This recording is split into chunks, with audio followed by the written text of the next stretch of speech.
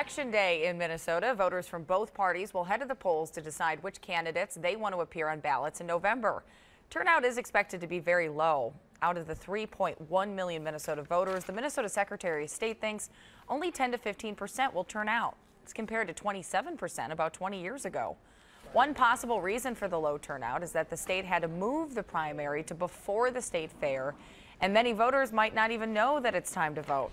Low turnout would mean a very small number of people will decide which of the 4 Republican candidates will take on Governor Mark Dayton in November.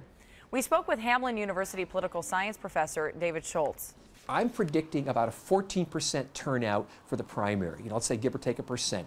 Let's just be generous and say half of that's going to be Republican, half of that's going to be Democrat. And let's say that maybe the winner of the Republican primary gets a third of the vote.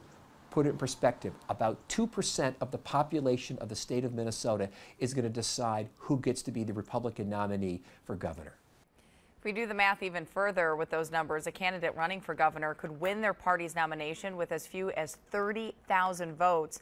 We're watching several other close races as well. There's a hotly contested Democratic primary for state auditor between the incumbent Rebecca Otto and former minority leader Matt Intenza. Mike McFadden is a favorite in the GOP U.S. Senate race against Minnesota State Representative Jim Abler. And we're watching a couple of state legislative races that could be major upsets in Minneapolis and Eden Prairie. The polls are open from 7 o'clock this morning until 8 o'clock tonight. CCO's Pat Kessler will have results and analysis in several of the races tonight at 5, 6, and 10.